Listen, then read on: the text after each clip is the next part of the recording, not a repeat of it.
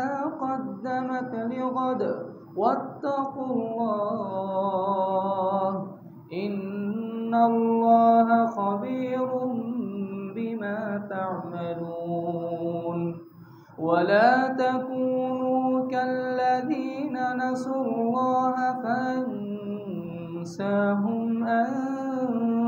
أنفسهم أولئك هم الفاسقون وقال النبي الأمين صلى الله عليه وسلم عن شداد بن أوس رضي الله عنه قال قال رسول الله صلى الله عليه وسلم الكيس من دان نفسه وعمل لما بعد الموت والعاجز من أتبع نفسه هواها وتمنى على الله رواه الترمذي আলহামদুলিল্লাহ যাবতীয় প্রশংসা সেই মহান রব্বুল আলামিনের জন্য নিবেদিত যেই রব্বুল আলামিন আমাদেরকে ঈদুল আযহার পরবর্তী এই জুমআতে আমাদেরকে সূত্রাপুর আহলে হাদিস জামে মসজিদের এই শীতল পরিবেশে তীব্র দাবদাহের মধ্যেও শান্ত পরিবেশে আমাদেরকে এই জুমার খুতবাতে এবং সালাতে উপস্থিত হওয়ার হাজির হওয়ার তৌফিক দান করেছেন সেই রব্বুল আলামিনের শুকরিয়া জ্ঞাপন করছি অন্তঃস্থল থেকে আলহামদুলিল্লাহ।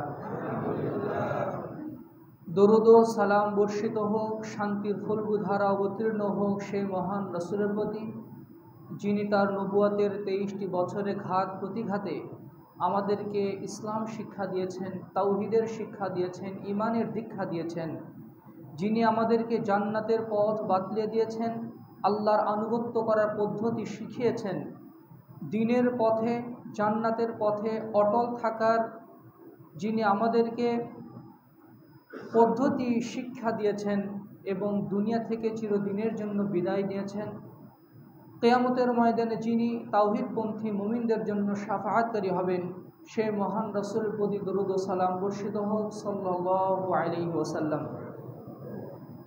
সম্মানিত মুসল্লিবৃন্দ, সম্মানিতা মা ও ভগ্নীগণ, আজকের খুতবাতে আমরা অত্যন্ত গুরুত্বপূর্ণ একটি বিষয় নিয়ে কথা বলবো যেটা আমাদের প্রত্যেকের জীবনের সাথে সংশ্লিষ্ট।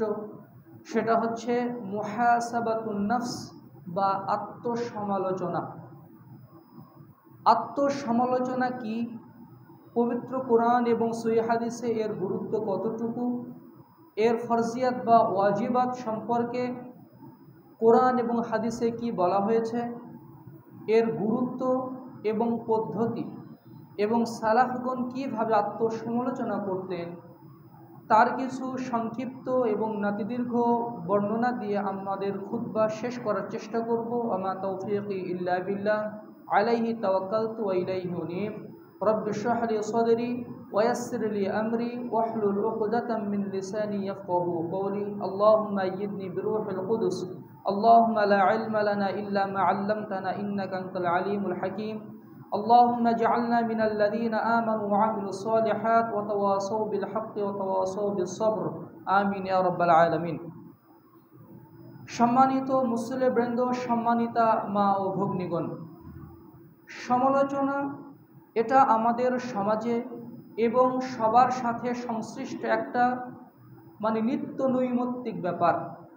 আমরা একে অপরের সমালোচনা করি, হয়তোবা গল্পের আড্ডায়, কখনো ফেসবুকের স্ট্যাটাসে, কখনো লাইভে এসে, কখনো বা চায়ের স্টলে আমরা অন্যের সমালোচনার ঝড় তুলি। সে কি বলল, অমুকে কি করেছে, তমুকে কি করেছে, এগুলো আমাদের কথায় কথায় উঠে আসে। যদিও আল্লাহ তাআলা এই নিন্দাসূচক সমালোচনাকে চিরতরে হারাম করেছেন সূরা হুজরাতের মধ্যে, ইয়া আইয়ুহাল্লাযীনা আমানু ইজতানিবু কাসীরাম মিনায-যন্নি ইন্না বা'দায-যন্নি ইসম ওয়া লা তাজাসসাসু ওয়া লা ইয়াগতাব বা'দুকুম বা'দা। তোমাদের কেউ যেন অপরের গীবত না করে, নিন্দাসূচক সমালোচনা না করে। এই নিন্দাসূচক সমালোচনাটা জেনা, ব্যভিচার, সুদ, ঘুষ, খুন, রাহাজানি, 14 ধরনের অশ্লীলতা পাপ আছে, তার চেয়েও ভয়াবহ পাপ হচ্ছে গীবতের পাপ। খুন করার চেয়েও ভয়াবহ পাপ হচ্ছে গীবতের পাপ। জিনা ব্যভিচারের চেয়েও, সুদ ঘুষের চেয়েও ভয়াবহ পাপ হচ্ছে গীবতের পাপ। অথচ এই গীবত আমরা মসজিদে বসেও করি। মসজিদে বসেও আমরা এই গীবত চর্চা করি, অন্যের নিন্দাসূচক সমালোচনা করি। অথচ যেই সমালোচনা আল্লাহ তাআলা আমাদের উপরে বিধিবদ্ধ করলেন সেটা সম্পর্কে আমরা গাফেল। আর সেটা হচ্ছে নিজের সমালোচনা করা, সেটা হচ্ছে নিজের দোষ ত্রুটি খুঁজে বের করা, নিজের দোষ ত্রুটি খুঁজে বের করে নিজেকে সংশোধন করা। এই আত্মসমালোচনা করাটা ইসলামে বিধিবদ্ধ করা হয়েছে। শুধু বিধিবদ্ধ করা হয়নি, বান্দার উপরে আবশ্যক করে দেওয়া হয়েছে। অথচ সেটা থেকে আমরা গাফেল। এই আত্মসমালোচনাকে আরবিতে বলা হয় মুহাসাবাতুন নফস।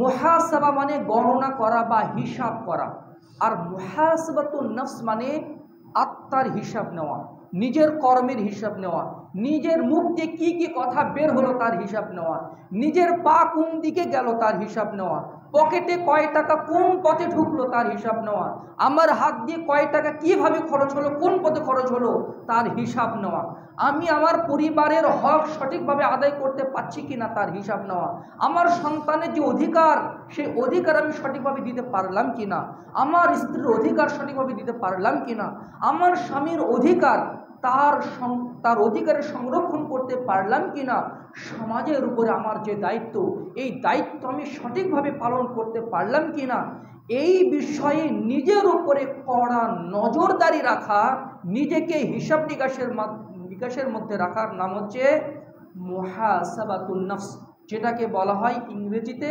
সেলফ অ্যাকাউন্টেবিলিটি বা সেলফ ক্রিটিসিজম, নিজের সমালোচনা করা। এই আত্মসমালোচনা সম্পর্কে কোরআন হাদিসে এসেছে। আল্লাহ তাআলা কোরআনে বক্তব্য দিয়েছেন, রাসূলুল্লাহ সাল্লাল্লাহু আলাইহি ওয়াসাল্লাম হাদিসে আলোচনা করেছেন, সাহাবায়ে কেরাম এ ব্যাপারে আলোকপাত করেছেন, হাদিসের কিতাবগুলোতে এইভাবে অধ্যায় রচনা করেছেন, সালাফগণ এই মর্মে কিতাবও রচনা করেছেন, স্বতন্ত্র কিতাব রচনা করেছেন। ইমাম ইবনু আবি দুনিয়া রাহিমাহুল্লাহর একটা কিতাব আছে মুহাসাবাতুন নফস সম্পর্কে। ইমাম আবুল হাসান আল মাওয়ারদি রাহিমাহুল্লাহর বিশ্বনন্দিত কিতাব আদাবুদ দুনিয়া ওয়াদ দ্বীনের 346 নম্বর পৃষ্ঠায় তিনি মুহাসাবাতুন নফস কি তার সংজ্ঞা দিয়ে বলেছেন, আইয়াতাসাফফাহাল ইনসানু ফি লাইলাতিন মা সাদারা মিন আফআলি নাহারিহি। একজন বান্দা রাতের বেলা দিনের কার্যগুলোকে পর্যবেক্ষণ করবে, সার্চ করতে থাকবে, আজকে সকাল থেকে নিয়ে সন্ধ্যা পর্যন্ত তার মাধ্যমে কি কি কাজ সংঘটিত হয়েছে। ফাইন কানা মাহমুদান আমগাহু ওয়া দাহাহু, যদি দেখে যে হ্যাঁ এই কাজ এটা আমার ভালো ভালো কাজ হয়েছে, ইনশাআল্লাহ আগামীতে এই কাজটা আমাকে অব্যাহত রাখতে হবে। যখন সারা দিনের কাজ পর্যবেক্ষণ করে দেখবে এই কাজ আমার ভালো হয়েছে, ওই কাজগুলো আগামী দিনেও অব্যাহত রাখার সে আপ্রাণ চেষ্টা করবে। ওয়াইন কানা মাযমুমান, আর যদি দেখে ওহো এই কথাটা বলা আমার উচিত হয়নি, এই কাজটা করা আমার উচিত হয়নি, অমুকের সাথে এই গল্প করাটা আমার উচিত হয়নি, আমার আজকে এখানে যাওয়াটা উচিত হয়নি, ফাইন কানা মাযমুমান, যদি দেখে তার কর্মকাণ্ডে তার কথাতে বার্তাতে কিছু ভুল ত্রুটি হয়ে গেছে, ইস্তাদরাকাহু ইন আমকান, সাধ্য অনুযায়ী সেটা থেকে ফিরে আসবে, আর যেন কখনো এই পথে পা না বাড়াই। ওয়ান্তাহা আন মিথলিহি ফিল মুস্তাকবিল, ভবিষ্যতে যেন ওই নর্দমাতে আবার যেন পা না দেয়, সেই ব্যাপারে সে দৃঢ় প্রতিজ্ঞা গ্রহণ করবে। আর এটার নামই হচ্ছে মুহাসাবা। ইমাম ইবনুল কাইয়িম রাহিমাহুল্লাহ আল ফাওয়ায়েদ কিতাবের মধ্যে তিনি আলোচনা করেছেন, মুহাসাবা হচ্ছে নিজের অতীতকে পর্যালোচনা করা, নিজের দিনকে মানে যেই দিনগুলো গত হয়ে গেছে সেগুলো দিনকে পর্যালোচনা করা, নিজের ভুল ত্রুটিগুলো ফাইন্ড আউট করা এবং সেগুলো থেকে আল্লাহর কাছে কায়মন বাক্যে তওবা করা, ইস্তেগফার করা, আল্লাহ গো এই কাজগুলো আমার ভুল হয়ে গেছে। মানুষ যদি ওইভাবে খাটিয়ে যদি খুঁটিয়ে যদি না দেখে, এমন অনেক ভুল ত্রুটি তার মাধ্যমে হয়ে গিয়েছে যেগুলো সে বেমালুম ভুলে গেছে, ওগুলোকে স্মরণ করার চেষ্টা না করার কারণে। যদি সে ওইভাবে খুঁটিয়ে দেখার চেষ্টা করে, দেখবে যে অনেক ভুল ত্রুটি তার মানে খেয়াল হয়ে গেছে, ফলে সে আল্লাহর কাছে তওবা ইস্তেগফার করবে। আর যদি দেখে যে আমার কিছু ভালো কাজ হয়ে গেছে, এই জন্য আল্লাহর প্রশংসা করবে যে এই কাজগুলো আল্লাহ আমার মাধ্যমে করিয়ে নিয়েছেন, এই ভালো কাজগুলো আমার মাধ্যমে হয়ে গেছে, আলহামদুলিল্লাহ, হে আল্লাহ আমি আপনার শুকরিয়া আদায় করছি, আমি যেন এই ভালো কাজগুলো আরো বেশি বেশি করতে পারি। লাইন শাকারতুম লাযিদান্নাকুম, তোমরা যদি নিয়ামতের শুকরিয়া আদায় করো তাহলে ওই নিয়ামতগুলো আমি আরো বেশি দান করব। নেক আমল করতে পারার পরে যদি আল্লাহর কাছে শুকরিয়া আদায় করা হয়, ওই নেক আমল করার আরো বেশি বেশি তৌফিক আল্লাহ তাআলা তাকে দান করেন। এই জন্য মুহাসাবা হচ্ছে নিজের ভালো কাজ এবং নিজের খারাপ কাজগুলো সেপারেট করতে পারা। এই সম্পর্কে আল্লাহ তাআলা কোরআনে আল্লাহ তাআলা ঘোষণা দিয়েছেন। এই মুহাসাবা সম্পর্কে আল্লাহ তাআলা বলছেন, ইয়া আইয়ুহাল্লাযীনা আমানুত্তাকুল্লাহ ওয়াল তানজুর নাফসুম মা কদ্দামাত লিগাদিন ওয়াত্তাকুল্লাহ ইন্নাল্লাহা খাবীরুম বিমা তা'মালুন। ইয়া আইয়ুহাল্লাযীনা আমানুত্তাকুল্লাহ, ও হে যারা আল্লাহকে ভয় করো, হে মানে আল্লাহর ভয়ে ভীত বান্দাগণ, ইয়া আইয়ুহাল্লাযীনা আমানু, হে ঈমানদারগণ, ইত্তাকুল্লাহ, তোমরা আল্লাহকে ভয় করো, ওয়াল তানজুর নাফসুম মা কদ্দামাত লিগাদ, প্রত্যেকেরই এটা ভাবা উচিত, দেখা উচিত যে আগামী দিনের জন্য সে কি প্রেরণ করেছে। অর্থাৎ আমরা যেই পাপই করি, যেই নেক আমলই করি, সেটা তো পরকালে হিসাব নেওয়া হবে। অর্থাৎ আখিরাতে প্রেরণ করলাম, আমার ভালো কাজ প্রেরণ করলাম নাকি খারাপ কাজ প্রেরণ করলাম, আখিরাতের ব্যাংকে আমি ভালো কাজ জমা করলাম নাকি খারাপ কাজ জমা করলাম, অবশ্যই অবশ্যই প্রত্যেক আত্মা যেন ওটা ভেবে দেখে, হৃদয়ের চোখ দিয়ে পর্যবেক্ষণ করে। মানুষের চোখ হচ্ছে চারটা, কোরআনে আয়াত অনুযায়ী সালাফগণ বলেছেন, দুই চোখ হচ্ছে তার কপালে স্থাপিত, আর দুই চোখ তার অন্তরে স্থাপিত। কপালের চোখ যদি অন্ধ হয়ে যায়, হৃদয়ের চোখ যদি খোলা থাকে, ওই বান্দা কখনো বিপদগামী হবে না। আর কারো যদি অন্তরের চোখ মুদিত থাকে আর তার বাহ্যিক চোখ যতই প্রখর হোক না কেন, সে অবশ্যই পথভ্রষ্ট হয়ে যাবে। এই জন্য অন্তরের চোখ দিয়ে সে সবসময় দেখার চেষ্টা করবে আমার ভালো কাজ হচ্ছে নাকি খারাপ কাজ হচ্ছে। আল্লাহ আবার বলছেন, ওয়াত্তাকুল্লাহ, আল্লাহকে ভয় করো, ইন্নাল্লাহা খাবীরুম বিমা তা'মালুন, তোমরা কি কি করো না করো আল্লাহ সবই সূক্ষ্মভাবে জানেন। ওয়ালা তাকুনু কাল্লাযীনা নাসুল্লাহা ফাআনসাহুম আনফুসাহুম, তোমরা ওই সমস্ত হতভাগ্যদের মতো হয়ো না যারা আল্লাহকে ভুলে গেছে, আর আল্লাহ তাদেরকে আত্মভোলা করে রেখেছেন, আল্লাহ তাদেরকে ঢিল দিয়ে রেখেছেন। এরা আল্লাহকে স্মরণ করে না, আল্লাহ তাদেরকে আরো ঢিল দিয়ে রেখেছেন। ফাআনসাহুম আনফুসাহুম উলাইকা হুমুল ফাসিকুন, আর যারা আল্লাহকে ভুলে থাকে, নিজের আত্মসমালোচনা থেকে ভুলে থাকে, এরাই হচ্ছে ফাসিক, এরাই হচ্ছে পাপিষ্ট, এরাই হচ্ছে পাপিষ্ট। এই আয়াতের ব্যাখ্যাতে তাফসিরে সালাবির ৪র্থ খণ্ডে ৩৯৯ নম্বর পৃষ্ঠায় ইমাম ইবনে আব্দুস সালাম রাহিমাহুল্লাহ বলছেন, আজমাআল উলামা আলা উজুবি মুহাসাবাতিন নফস ফিমা সালাফা মিনাল আমাল ওয়া ফিমা ইস্তাকবালু মিনহা। এই আয়াতের ব্যাপারে সকল ওলামায়ে কেরাম একমত, ইজমা করেছেন, অর্থাৎ ইজমা হয়ে গেছে এই ব্যাপারে যে অতীতের কার্যাবলী সম্পর্কে আত্মসমালোচনা করা এবং ভবিষ্যতের আমলের পরিকল্পনা করা বান্দার উপরে ওয়াজিব। ওয়াজিব বলতে তারা ফরজকেই বুঝিয়েছেন। ইমাম ইবনুল কাইয়িমের মাদারিজুস সালিকিন কিতাবে ইমাম ইবনুল কাইয়িমও একই কথা বলেছেন। এই আয়াতের মাধ্যমে মুহাসাবা করা, আত্মসমালোচনা করাকে বান্দার উপরে ওয়াজিব করা হয়েছে, ফরজ করা হয়েছে, আবশ্যক করা হয়েছে। এখানে যে বিষয়টি লক্ষণীয় সেটা হচ্ছে অতীতের যেই কাজগুলো হয়ে গেছে এগুলো অবশ্যই এগুলোকে আমাদেরকে পর্যালোচনা তো করতে হবে যে আমার মাধ্যমে ভুল হয়ে গেল নাকি ত্রুটি হয়ে গেল নাকি ভালো কাজ হলো। এমনকি ভবিষ্যতে নেক আমলের পরিকল্পনা করাকেও বান্দার উপরে অবধারিত করা হয়েছে। সুবহানাল্লাহ বিহামদিহি। আমরা পরিকল্পনা করি ব্যবসাটাকে কিভাবে আর একটু বড় করা যায়, পরিবারকে নিয়ে আমাদের ফিউচার প্ল্যানিং, ব্যবসাকে নিয়ে আমাদের ফিউচার প্ল্যানিং, একটা জমি কিনে রাখলাম, সন্তান এখন ছোট আছে, ভবিষ্যতে বড় হলে সে এখানে কোনো কিছু করবে, অথবা সন্তানের জন্য আগে থেকে ব্যাংকে কিছু টাকা জমে রাখা, তারপরে মানে একদম ভিত মজবুত করে বাড়ি করা, যে আমার পরবর্তী 14 বংশ যেন এই বাড়িতেই তারা বসবাস করতে পারে, স্মৃতি বিজড়িত হয়ে থাকবে এই বাড়ি।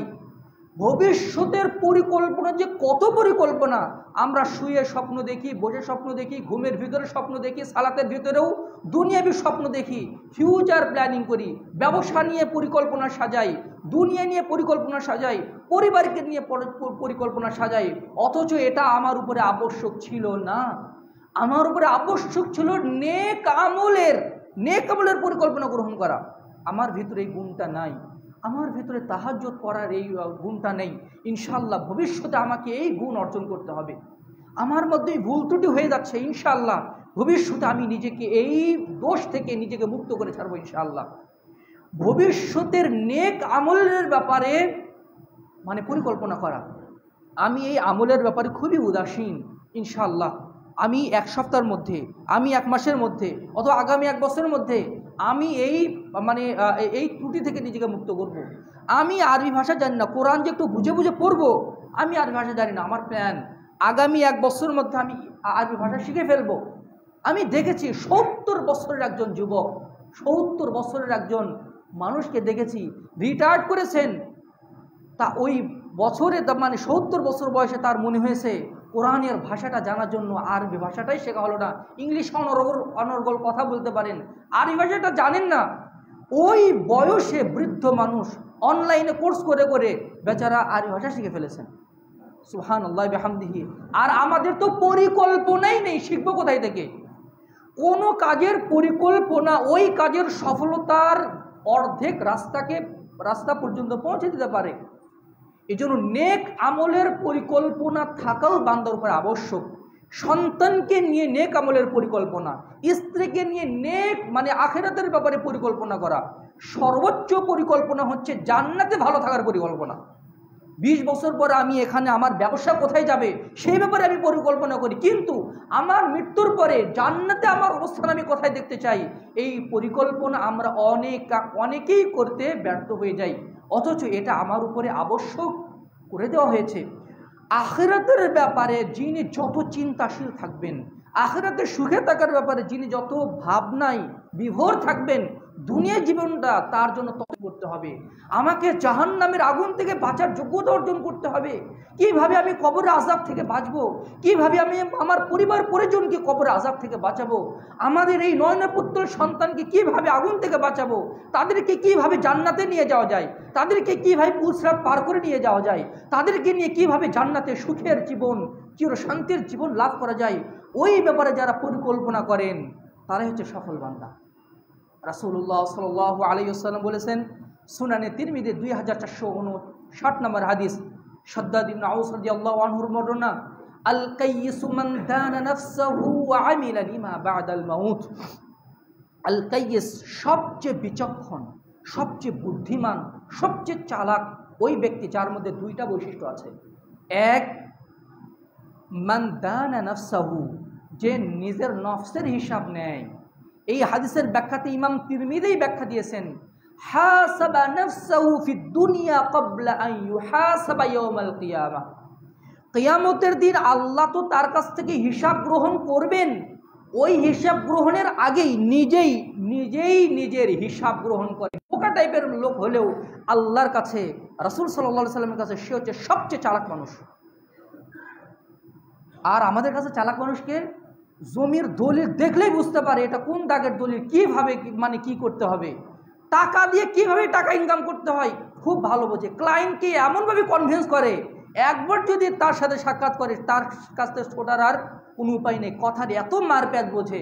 আমাদের কাছে হচ্ছে সে চালাক মানুষ, জিনিস খুব ভালো চেনে, খুব ভালো জিনিস কিনতে পারে। তারপরে আমরা জেনে শুনে কখনো পচা জিনিস কিনি না, কম দামি মানে নোংরা জিনিস কিনি না। ওই ক্ষেত্রে আমরা চালাকির পরিচয় দেই, খুবই বিচক্ষণতার পরিচয় দেই। কথায় কথায় আমাদের বুদ্ধি, আমাদের চালাকি ঠিকরে পড়ে, কিন্তু আখিরাতের ব্যাপারে আমরা নিরেট বোকামির পরিচয় দেই। আল্লাহ রাসূল বলছেন, ওয়াল আজিজু অথর্ব ওই ব্যক্তি, অক্ষম ওই ব্যক্তি, মান আতবা নাফসাহু হাওয়াহা ওয়া তামান্না আলাল্লাহ, যে ব্যক্তি তার প্রবৃত্তিকে লাগাম ছেড়ে দিয়েছে, কোনো হিসাব নিকাশ নাই, মন যা চাই তাই করে, প্রবৃত্তির অনুসরণ করে এবং সে ঢিল দিয়ে রেখেছে, ওয়া তামান্না আলাল্লাহ, আর আল্লাহর উপরে মিথ্যা আশা পোষণ করে, তার তাওহীদ ঠিক নাই, তার সালাতের ঠিক ঠিকানা নাই, আল্লাহর কাছে জান্নাতুল ফেরদাউস আশা করে। না না, আমল করার পরে আশা করতে হবে, আমল করার পরে আশা করতে হবে। কেউ সালাতি আদায় করে না, তার দিনদারিত্বের একদম ঠিক নেই, আর বলে আমার মায়ের দোয়া আছে আমার উপরে, আমার বাবা অনেক দোয়া করেছে আমার উপরে, সে ওই দোয়ার উপরে ভরসা করে আছে, অথচ নিজের আমলও তো প্রয়োজন, নিজের আমলের প্রয়োজন। তার যদি তাওহীদের ঠিক ঠিকানা না থাকে, সে যদি 5 ওয়াক্ত সালাত আদায়কারী না হয়, অন্যের দোয়া তার কাজে আসবে কিভাবে? সে আমল না করে আল্লাহর কাছে মিথ্যা আশা পোষণ করে আছে যে আল্লাহ আমাকে দিবেন, অথচ সে ওই কাজের যোগ্য না। এটা তখনই হয় যখন বান্দা নিজের আত্মসমালোচনা করে না। এটা এত গুরুত্বপূর্ণ ব্যাপার, আত্মসমালোচনা করা। রাসূলুল্লাহ সাল্লাল্লাহু আলাইহি ওয়াসাল্লাম নিজেই আল্লাহর কাছে হিসাব সহজ করে দেওয়ার জন্য দোয়া করতেন, আল্লাহুম্মা হাসিবনি হিসাবান ইয়াসীরা, আল্লাহ আমার হিসাবটা সহজ করে দিন। এই কিয়ামতের ময়দানে প্রত্যেক মানুষ নত জানু হয়ে আল্লাহর সামনে উপস্থিত হবে, কেউ কারো মুখ দিয়ে একটা বাক্য উচ্চারিত হবে না, সমবেত সকলের সামনে আল্লাহ তাআলা উপস্থিত হবেন। রাসূলুল্লাহ সাল্লাল্লাহু আলাইহি ওয়াসাল্লাম একাই আল্লাহর সামনে কথা বলবেন, সবাই তাক লেগে তাকিয়ে থাকবে, ভয়ে সন্তুষ্ট থাকবে, তার চক্ষু চড়কগাছ হয়ে যাবে, কোনো কথা বলতে পারবে না, কার দেহে পোশাক আছে না নাই সেই দিকে সে দিকপ্রাপ করতে পারবে না। রাসূলুল্লাহ সাল্লাল্লাহু আলাইহি ওয়াসাল্লাম সিজদায় লুটিয়ে পড়বেন, আল্লাহ তাআলা বলবেন ইরফা রাসাকা ইয়া মুহাম্মদ, হে মুহাম্মদ মাথা উত্তোলন করুন, আপনি চান আপনাকে দেওয়া হবে, সুপারিশ করুন আপনার সুপারিশ কবুল করা হবে। অথবা রাসূল সাল্লাল্লাহু আলাইহি ওয়াসাল্লাম বলবেন, হে আল্লাহ অনুগ্রহ করে বিচার কার্য শুরু করুন। এরপর আল্লাহ তাআলা বিচার কার্য শুরু করবেন কিয়ামতের ময়দানে।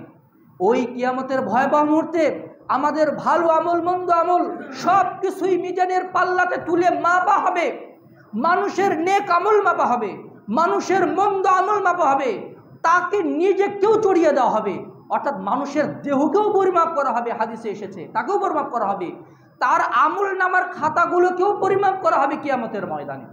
সব কিছুই মাপা হবে, হিসাব নেওয়া হবে। সেই দিন কেউ কোনো হিসাবের ফাঁকি দিতে পারবে না।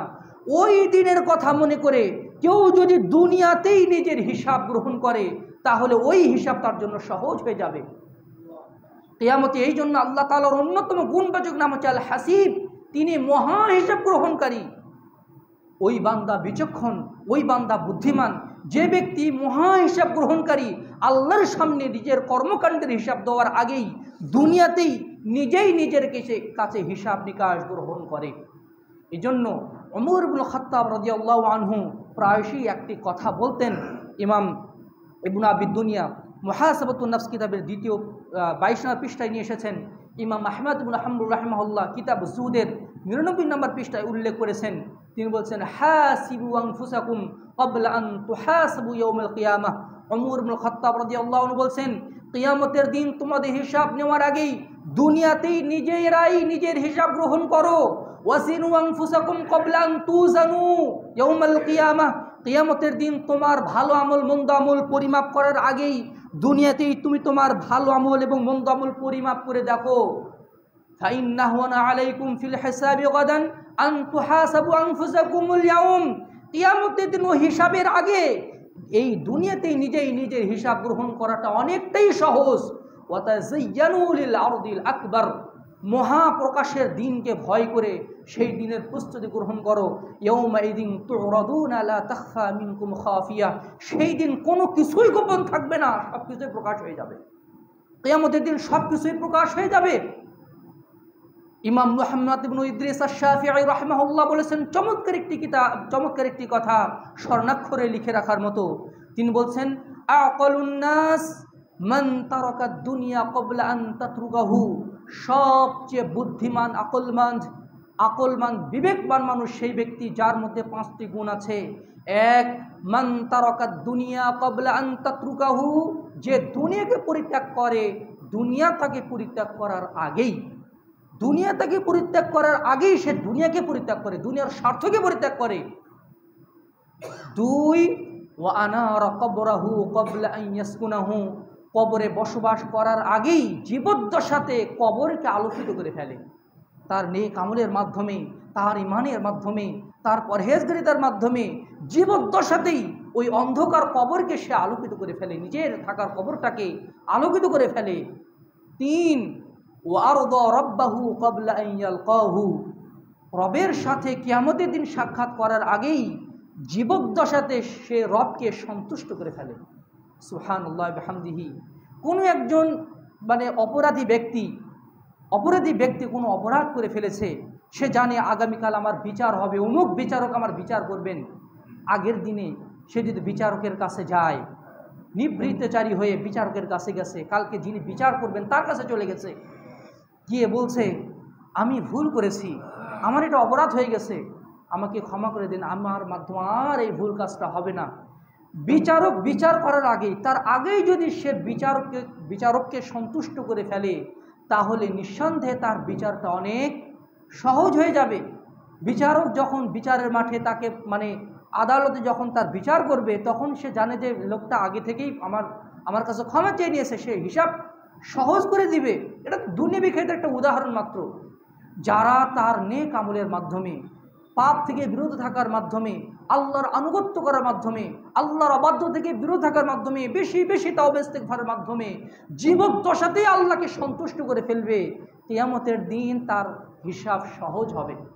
এই জন্য তিনি বলছেন ওয়ারদা রাব্বাহু ক্বাবলা আন ইয়ালকাহু, আল্লাহর মুখোমুখি হওয়ার আগেই, কিয়ামতের দিন হিসাব নিয়ে আল্লাহর মুখোমুখি হওয়ার আগেই দুনিয়াতে সে আল্লাহকে সন্তুষ্ট করে ফেলেছে, তার রবকে সন্তুষ্ট করে ফেলেছে। 4, ওয়াসাল্লাল জামাআতা ক্বাবলা আন তুসাল্লা আলাইহিল জামাআহ, তার উপরে জানাজার সালাত আদায়ের আগেই সে জীবদ্দশাতে 5 ওয়াক্ত সালাতের পাক্কা মুসল্লি হয়ে গেছে।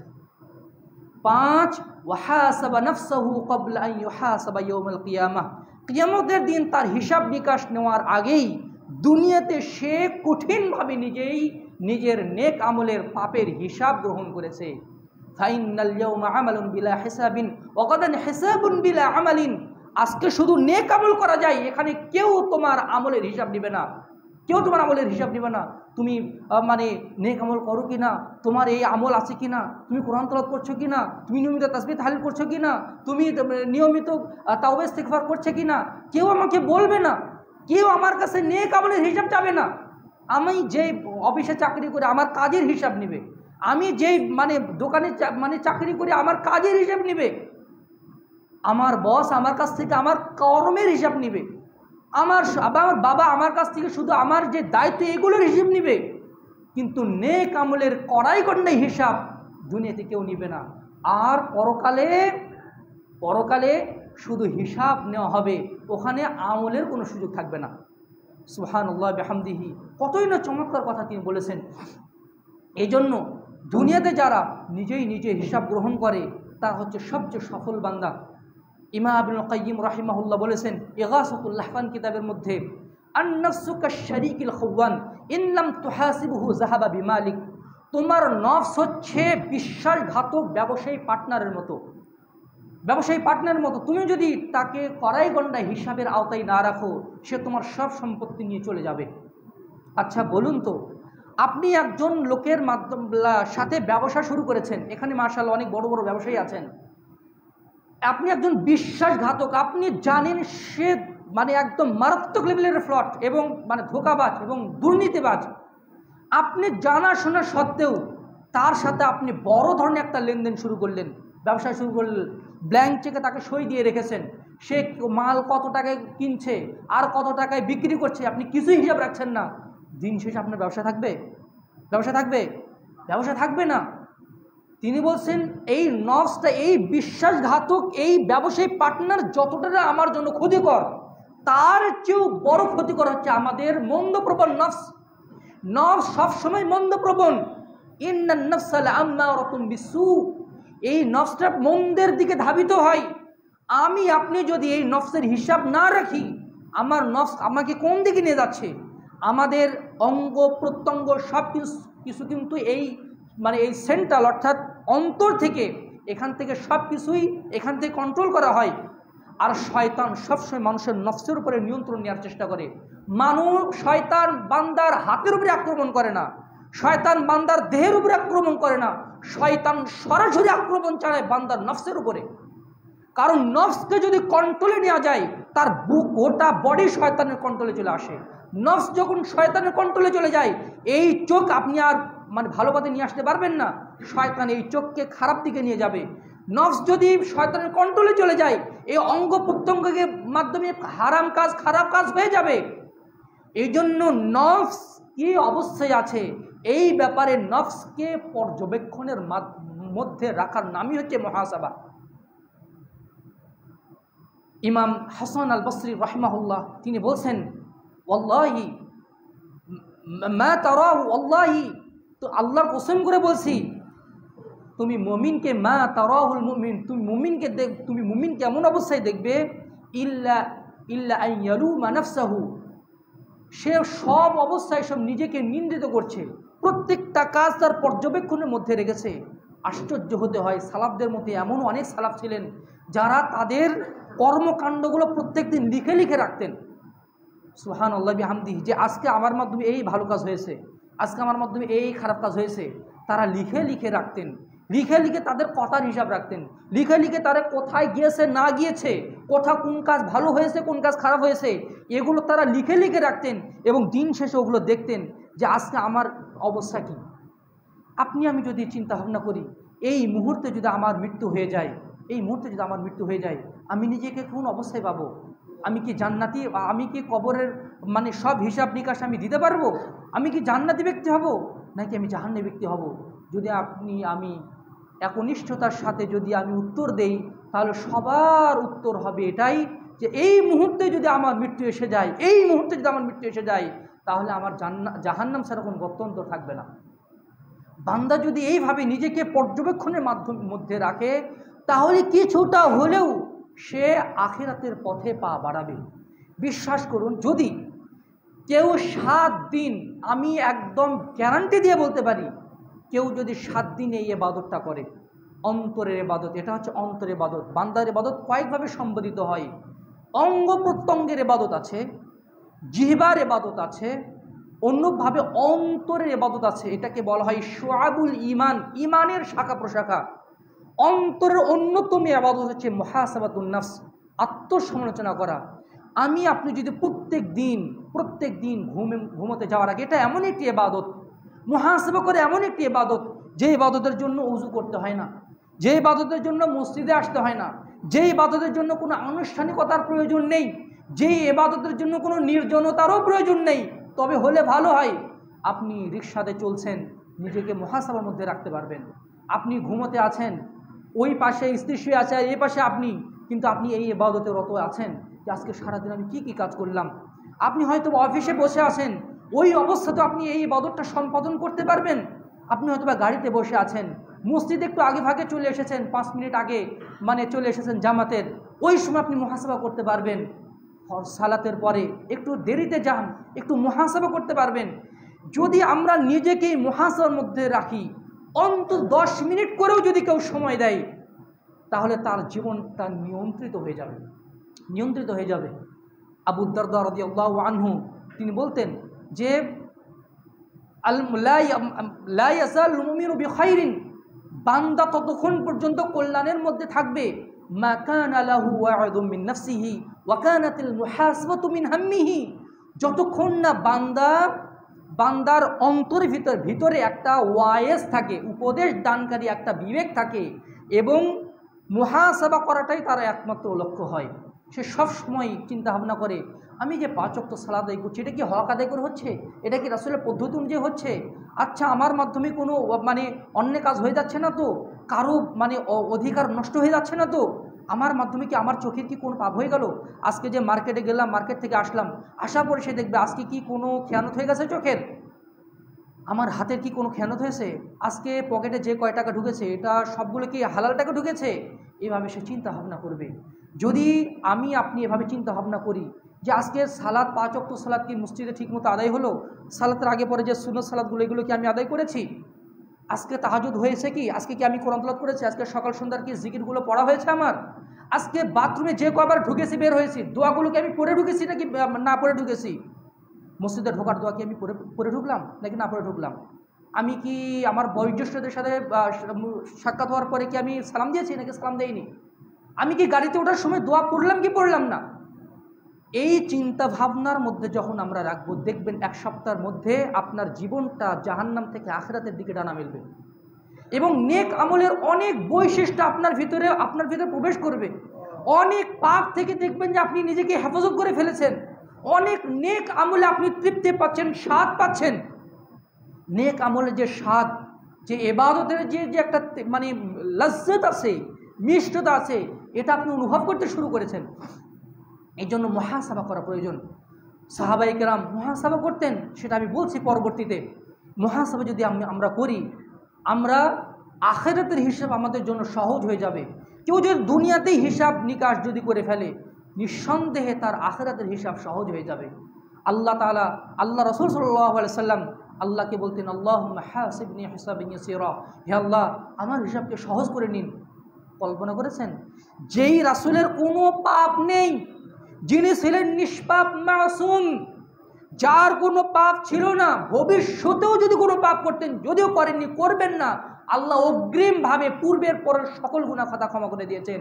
যিনি জান্নাতে সর্বপ্রথম কড়া নাড়বেন, যার জন্য সর্বপ্রথম জান্নাতের দরজা খোলা হবে, যিনি তার উম্মতকে সুপারিশ করে জান্নাতে নিয়ে যাবেন, যার সুপারিশে কিয়ামতের দিন কিয়ামতের বিচার কার্য আল্লাহ তাআলা শুরু করবেন, সেই রাসূল সাল্লাল্লাহু আলাইহি সাল্লাম আল্লাহর কাছে দোয়া করছেন, আল্লাহুম্মা হাসিবনি হিসাবান ইয়াসীরা, আল্লাহ আমার হিসাবকে সহজ করে নিন। বিষয়টা কত মারাত্মক, বিষয়টা কত ভয়াবহ কল্পনা করতে পারছেন? আমাদের অত বড় হৃদয় নেই সেটা কল্পনা করব। মা আয়েশা সিদ্দিকা রাদিয়াল্লাহু আনহা বলেন, হে আল্লাহর রাসূল সহজ হিসাব আবার কি? তখন আল্লাহ রাসূল সাল্লাল্লাহু আলাইহি ওয়াসাল্লাম বললেন, হে আয়েশা, কিয়ামতের দিন আল্লাহ তাআলা বান্দার প্রত্যেকের আমলনামার খাতা সেই দিন মেলা হবে, বান্দাকে আমলনামা দেওয়া হবে। আল্লাহ যদি কারো আমলনামার ব্যাপারে যদি বলেন যে দেখি তোমার আমলনামাটা কেমন, যদি আল্লাহ তাআলা শুধু একটু উল্টে দেখতে যদি ইচ্ছা পোষণ করেন, যদি দেখতে চান, সে ধ্বংস হয়ে যাবে এবং আমি নিজেও ধ্বংস হয়ে যাব। সুবহানাল্লাহ বিহামদিহি সুবহানাল্লাহিল আযীম। সহজ হিসাব হচ্ছে, ঠিক আছে তোমার হিসাবই নাই। আল্লাহ তাআলা হিসাব সহজ করে জন্য তাকে সহজেই পার করে দিবেন। আল্লাহ যদি দেখেন যে দেখি তোমার আমলনামাটা কেমন, তাহলে সে ধ্বংস হয়ে যাবে। আল-ইয়াযু বিল্লাহ, আল-ইয়াযু বিল্লাহ। এই জন্য দুনিয়াতে যারা নিজেকে হিসাবের মধ্যে রাখে, পরকালের হিসাব তাদের জন্য কিছুটা হলেও সহজ হবে, কারণ ওই অনুভূতি তার ভিতরে থাকবে। 2 নাম্বার, এই মানে মুহাসাবা যদি আমরা করি, আমাদের অন্তর পরিশুদ্ধ হয়ে যাবে, আমাদের অন্তর সুস্থ হয়ে যাবে। আমাদের দেহ যেভাবে অসুস্থ হয়ে যায়, আমাদের দেহে যেভাবে ময়লা পড়ে, প্রত্যেক দিন আপনি যদি গোসল না করেন শরীরটা কেমন হয়ে যাবে? বাইরে গিয়েছেন, ঘেমেছেন, গায়ে মানে ধুলা বালি লেগেছে, আর আপনি গোসল করবেন না, গা মানে মানে একদম ময়লা হয়ে আছে, আপনি যদি স্প্রে করেন আর মানে বডি স্প্রে মারেন, শরীর আপনি ওই সতেজতা অনুভব করবেন না। দ্বিতীয় দিন তাও গোসল করলেন না, তৃতীয় দিন গা ঘেমেছে তবুও গোসল করলেন না, নিজেকেই নিজের কাছে অস্বস্তি লাগবে। কাপড় গায়ে দিচ্ছি, কোনো লন্ডি করি না, ধুইও না, মানে কাপড় নোংরা হতে আছে তো আছে। এই কাপড় পরে যেমন ভদ্র সমাজে যাওয়া যায় না, এই নোংরা শরীর নিয়ে যেমন ভদ্র মানুষের কাছে বসা যায় না, আমাদের অন্তরটা পাপের আঘাতে আঘাতে নোংরা হয়ে যায়, এমনকি অসুস্থ হয়ে যায়। বাহ্যিক কোনো ঔষধ ইনজেকশন দিয়ে এই ট্রিটমেন্ট করা যায় না। এই ট্রিটমেন্ট করতে হয় নেক আমলের মাধ্যমে, তাওবা ইস্তিগফারের মাধ্যমে, মুহাসাবার মাধ্যমে। বান্দা যখন মুহাসাবা করবে, তার ভিতরে দেখতে পাবে আমার ভিতরে এই ভুল আছে, আমার ভিতরে এই পাপ হয়ে গেছে, আমার মাধ্যমে এই ভুল ত্রুটি হয়ে গেছে। সে তাওবা ইস্তিগফার করবে আর স্বচ্ছ পানির মাধ্যমে সে তার অন্তরকে পরিষ্কার করে ফেলবে, তার অন্তর সুস্থ হয়ে যাবে। বান্দা যখন মুহাসাবা করবে, তখন সে নিজেকে আল্লাহর পেয়ারে বান্দা ভাবার কোনো সুযোগ পাবে না। অনেক মানুষ আছে নিজেকে একদম সাচ্চা ইমানদার মনে করে, মানে ইমান ইনশাল্লাহ আমি ইমানদার, এটা বলা যায় যে আমার ভিতরে ইমান আছে, কিন্তু নিজের আমল নিয়ে গর্ব করা, এটাকে আরবিতে বলা হয় আল উজব। এই উজবটা হচ্ছে কাবিরা গুনাহের অন্তর্ভুক্ত। নিজেকে পাক্কা ইমানদার মনে করে অন্যকে তুচ্ছ জ্ঞান করা। বান্দা যদি মুহাসাবা না করে সে নিজেকে অনেক কিছু মনে করবে আর অন্যকে তুচ্ছ জ্ঞান করা শুরু করে দিবে। যদি কেউ মুহাসাবা করে দেখবে যে নিজের ভিতরে এত ভুল ত্রুটি আছে, নিজের ভিতরে এত ভুল ত্রুটি আছে, নিজেই নিজের কাছে তুচ্ছ মনে হবে। তখন মনে হবে ও ওনার চেয়ে আমি অনেক তুচ্ছ মানুষ, আমার কোনো কিছুই নেই। আমার যদি এই মুহূর্তে আমার মৃত্যু হয়, আমি মুনকার নেগেরের সামনে দাঁড়াতেই পারবো না। আমি আল্লাহর সামনে কি নিয়ে দাঁড়াবো, কোন হাতে নিয়ে কোন মুখ নিয়ে আমি দাঁড়াবো। বান্দা যদি আত্মসমালোচনা করে নিজের অহংকার চূর্ণ বিচূর্ণ হয়ে যাবে। এই জন্য একজন সালাফ তিনি আরাফার ময়দানে এইভাবে দোয়া করছেন। আরাফার ময়দানে, যেই আরাফার দোয়াটা হচ্ছে পৃথিবীর সর্বশ্রেষ্ঠ দোয়ার ক্ষেত্র আরাফার ময়দান, তিনি দোয়া করছেন, ও আল্লাহ আমি এত পাপী, আমি এত পাপিষ্ঠ বান্দা, আমার প্রতি রাগান্বিত হয়ে এই সমবেত লোকদের দোয়া আপনি ফিরিয়ে দিয়েন না আল্লাহ। সুবহানাল্লাহ বিহামদিহি। মুহাম্মদ ইবনে ওয়াসি রাহিমাহুল্লাহ তিনি ছিলেন তৎকালীন সময়কার বড় একজন আবেদ এবং মানে হাদিস বিশারদ, মুহাদ্দিস এবং ফকিহ। তিনি বলছেন, লাউ কানা লিযুনুবি রিহুন মা কাদারা আহাদুন ইয়াজলিসা ইলাইয়া। আমার এত পাপ, আমার এত ভুল ত্রুটি আছে, পাপের যদি দুর্গন্ধ থাকতো, আমার পাপের দুর্গন্ধে কেউ আমার সামনে বসতে পারতো না, আমার কাছে বসতে পারতো না। সুবহানাল্লাহ বিহামদিহি, সুবহানাল্লাহিল আযীম। বান্দা যখন এইভাবে নিজেকে সমালোচনা করবে, তার অনেক ভুল ত্রুটি তার কাছে দৃশ্যমান হবে, সে নিজেকে তুচ্ছ জ্ঞান করে থাকবে, ফলে আল্লাহর প্রতি সে আরও বেশি বিনীত হবে। অন্যের চেয়ে নিজেকে উত্তম ভাবার সে চেষ্টা করবে না। তার ভুল ত্রুটিগুলো যখন তার চোখের সামনে আসবে, তখন ওই ভুল ত্রুটিগুলো থেকে সে সংশোধন হতে পারবে। কেউ যদি তার ভুল ত্রুটি বুঝতেই না পারে, সে যদি নাই জানে যে আমার ভুল ত্রুটি হয়ে যাচ্ছে, তাহলে সে কীভাবে আল্লাহর কাছে ক্ষমা প্রার্থনা করবে, সে কীভাবে ওই পাপ থেকে ফিরে আসবে, যদি সে নাই জানে আমার এই ভুল ত্রুটি হয়ে যাচ্ছে। এই জন্য যখন বান্দা আত্মসমালোচনা করবে, এটা শুধু দুনিয়াবি ক্ষেত্র নয়, দুনিয়ার ক্ষেত্রেও বান্দা লাভবান হয়। আপনি আমি যারা ব্যবসায়ী আছেন, দিন শেষে আপনি হিসাব নিকাশ করেন না, আজকে কত টাকা ব্যবসা হলো, কত টাকা লাভ হলো। মাস শেষে আপনি হিসাব নিকাশ করেন না, মানে মানে মানে সংসদে বাজেট হয় না যে এই বছরের ঘাটতি কতটুকু বাজেট, এগুলো করা হয় না। এটা তো দুনিয়াবি ক্ষেত্রেও তো এটা উপকারী জিনিস, আর আখিরাতের ক্ষেত্রে তাহলে এটা কত উপকারী বিষয় হবে। যখন আমরা আত্মসমালোচনা করব, আমাদের জীবন, আমাদের ব্যক্তি জীবন, আমার সন্তানের জীবন, আমার স্ত্রীর জীবন, আমার পারিবারিক জীবন একদম সুনিয়ন্ত্রিত হয়ে আসবে ইনশাআল্লাহ। আর কথা বাড়াচ্ছি না, এবার আসি যে এই মুহাসাবাটা আমরা শুরু করব কিভাবে, বিশেষ করে ব্যক্তিগত জীবনের ক্ষেত্রে। মুহাসাবা একটা হচ্ছে নেক আমলের আগে, আরটা হচ্ছে নেক আমলের পরে। নেক আমলের আগে হচ্ছে কোনো একটা কাজ করার আগে, এই কাজটা কি একনিষ্ঠভাবে আল্লাহর জন্যই করছি না কোনো লোক দেখানোর জন্য করছি।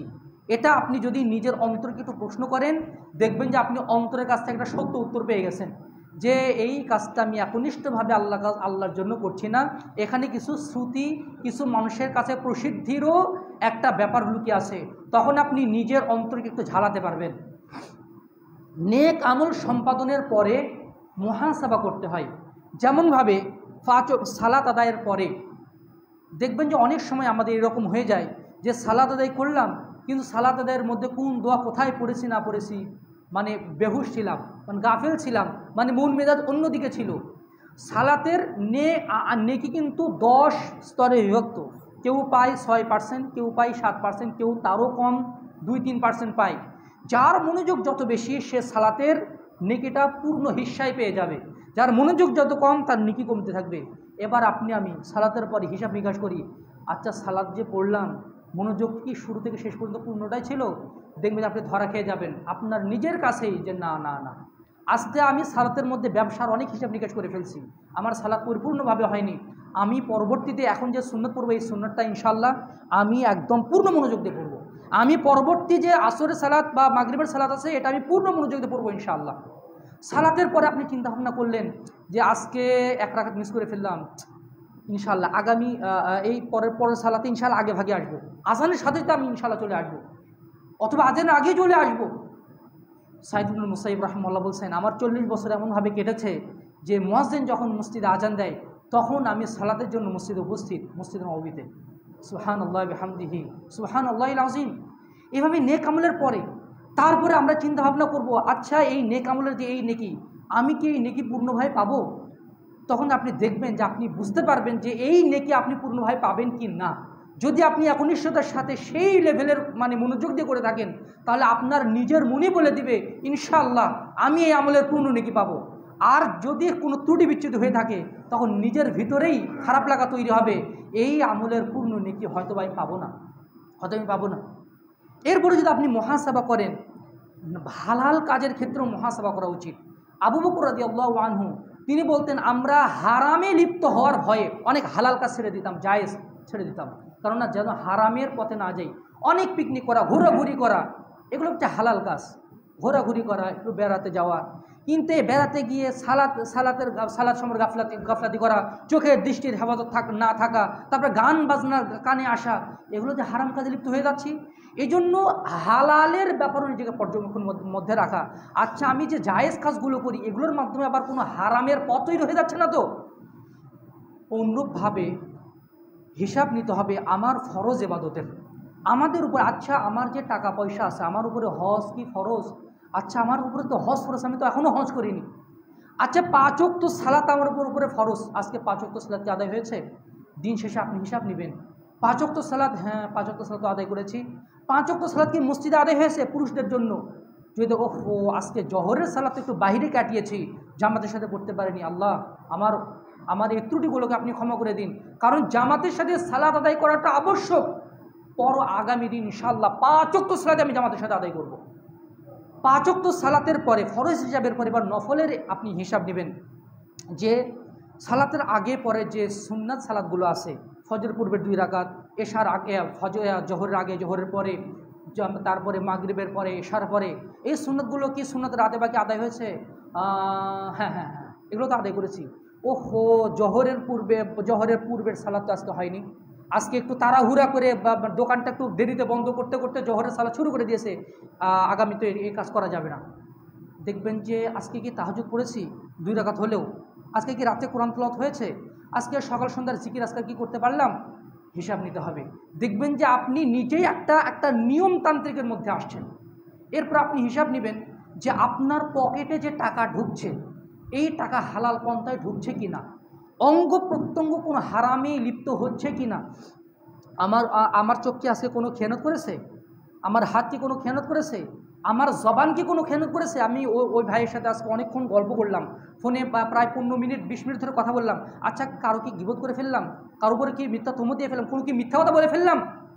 একজন সালাফ বলছেন, আমি জীবনে একবার মিথ্যা কথা বলেছি। কি মিথ্যা কথা? আমার আব্বু আমাকে বললেন, তুমি কি ওস্তাদের কাছে আজকে কিতাব হাদিস পড়েছো? এবার তুমি পড়েছো? আমি বলেছিলাম পড়েছি, কিন্তু আমি সেদিন পড়িনি, আব্বুর ভয়ে আমি বলে দিয়েছিলাম। এই জীবনে একবার মিথ্যা কথা বলেছি, আর কখনোই আমি মিথ্যা কথা বলিনি। আহনাব ইবনে কায়েস রাহিমাহুল্লাহ বলছেন, আমি জীবনে একবার মিথ্যা কথা বলেছি। একবার ওমর ইবনে খাত্তাব রাদিয়াল্লাহু আনহু আমাকে জিজ্ঞাসা করলেন, তোমার গায়ের কাপড়টা তো সুন্দর, কয় টাকা দিয়ে কিনেছো, কত দিরহাম দিয়ে? আমি 2 দিরহাম কমে বলেছিলাম, ভয়ে, বকা খাওয়ার ভয়ে। জীবনে একবারই মিথ্যা কথা বলেছি, আর জীবনে মিথ্যা কথা বলিনি। আর আমি হর হামেশা বাড়ি থেকে বের হয়নি, এই তো রাস্তায় বের হয়েছি ভাই, আসছি। অথচ তিনি আমাকে শুলেও চড়াবে না, আমাকে ফাঁসিও দিবে না, মিথ্যা কথা বলে ফেললাম। যখন আমরা মুহাসাবা করবো, এই ভুল ত্রুটিগুলো ধরা পড়বে। এরপরে যদি ভুল ত্রুটি দেখেন যে ফ্রিকুয়েন্টলি কোনো ভুল ত্রুটি হয়ে যাচ্ছে, এবার নিজেকে শাস্তির আওতায় নিয়ে আসতে হবে। দোকানের লোকটা, ছোকরাটা যদি ভুল করে দেয় কানের উপরে একটা চর, আমি যদি ভুল করে ফেলি আমাকে কে চর দিবে, আমাকে কে ভুল ত্রুটি সংশোধন করে দিবে? সালাফগণ কিন্তু নিজেকে সংশোধন করতেন। ওমর ইবনে খাত্তাব রাদিয়াল্লাহু আনহু তিনি রাতে ঘরের ভিতরে ঢুকে দেওয়ালের সামনে পাটাকে মাটির ভিতরে রেখে পদাঘাত করে বলতেন, হে ওমর, জান্নাতে যাওয়ার জন্য আজকে কতটুকু আমল করেছো, জাহান্নাম থেকে বাঁচার জন্য কতটুকু আমল করেছো, খুব তো তুমি আমিরুল মুমিনিন হয়ে গেছো, খুব তো তুমি আমিরুল মুমিনের খেতাব নিয়ে বসে আছো, বলো হে ওমর, জান্নাতে যাওয়ার জন্য আজকে তোমার আমল কতটুকু, বলো হে ওমর, জাহান্নামে বাঁচার জন্য তোমার আমল কতটুকু। ওমর ইবনে খাত্তাব রাদিয়াল্লাহু আনহুর মতো জগৎ বিখ্যাত সাহাবী, যার ব্যাপারে আল্লাহ রাসূল বলেছেন আমার পরে নবী হলে ওমর হতো, যার ব্যাপারে রাসূল সাল্লাল্লাহু আলাইহি ওয়াসাল্লাম বলেছেন, হে ওমর, তুমি যে রাস্তা দিয়ে হাঁটো সেই রাস্তা দিয়ে শয়তান হাঁটতে ভয় পায়, সেই ওমর রাদিয়াল্লাহু আনহু নিজেকে ধিক্কার দিতেন, নিজেকে শাসাতেন, নিজেকে ধমকাতেন। আপনি নিজেকে কয়দিন শাসিয়েছি, নিজেকে ধমকিয়েছি। আব্দুল্লাহ ইবনে ওমর রাদিয়াল্লাহু আনহু কোনোদিন যদি তিনি জামাতে সালাত মিস করতেন, সারা রাত নিজেকে শাস্তি দিয়ে তাহাজ্জুদে কাটিয়ে দিতেন, কেন আমি জামাতের সালাতটা মিস করলাম। ওমর ইবনে খাত্তাব রাদিয়াল্লাহু আনহু একদিন মাগরিবের সালাত জামাতের সাথে পড়তে পারেননি, দেরি হয়ে গেছে, একদম অন্ধকার হয়ে যাওয়ার পর পড়েছিলেন। এই দুঃখে নিজেকে শাস্তি দিয়ে 1 খণ্ড জমি আল্লাহর পথে দান করে দিয়েছিলেন, যার তৎকালীন মূল্য ছিল 2 লক্ষ দিরহাম। ইবনে আউন রাহিমাহুল্লাহ একদিন ফজরের সুন্নাত সালাত আগে আদায় করতে হয়, পরেও পড়া জায়েজ, কেন আমি আগে আদায় করতে পারলাম না, কেন আমার মধ্যে এই অলসতা আসলো, এই দুঃখে নিজেকে শাস্তি দেওয়ার জন্য একটা গোলাম আজাদ করে দিয়েছেন। আরেকজন সালাফ একদিন তার মা তাকে ডেকেছে, কিন্তু জবাব দেওয়ার সময় কণ্ঠস্বর একটু উঁচু হয়ে গেছে, এই জন্য তিনি কান্নাকাটি করে একটা গোলাম আজাদ করে দিয়েছেন প্রায়শ্চিত্ত করার জন্য। মাসরুক রাহিমাহুল্লাহ যদি কোনো দিন তিনি কাবিরা গুনাহ করে ফেলতেন, কোনো গুনাহ খাতা করে ফেলতেন, রাতের বেলা তাহাজ্জুদে ফুঁপে ফুঁপে কান্নাকাটি করতেন, দীর্ঘ কিয়াম করতেন। তার স্ত্রী বলছেন, আমি তার পিছনে বসে কান্নাকাটি করতাম যে লোকটা দিনের পথে নিজেকে কতই না কষ্ট দিচ্ছে, নিজের ভুল ত্রুটির জন্য কতই না কষ্ট দিচ্ছে, আর আপনি কি করছি। আমরাও করতে পারি। যদি দেখেন যে এই পাপ কাজটা আমার মাধ্যমে হয়ে যাচ্ছে, আপনি নিজের উপর একটা জরিমানা আরোপ করুন। কেউ জানুক না জানুক, আপনার স্ত্রী জানবে না, আপনার সন্তান জানবে না, আপনি নিজেই নিজের উপরে একটা, যেই পাপ কাজটা বেশি হয়ে যায় সেটার উপরে আমরা একটা জরিমানা আরোপ করতে পারি। আমার যদি জামা ছুড়ে যায় আমি 100 টাকা দান করে দেব। আমার যদি এই ভুল ত্রুটি হয়ে যায় আমি 2 পারা কোরআন তেলাওয়াত করব। আমার যদি এই ভুল ত্রুটি হয়ে যায় আমি রাতে 1 ঘন্টা 1.5 ঘন্টা আমি তাহাজ্জুদে দাঁড়িয়ে আমি তার প্রায়শ্চিত্ত করব।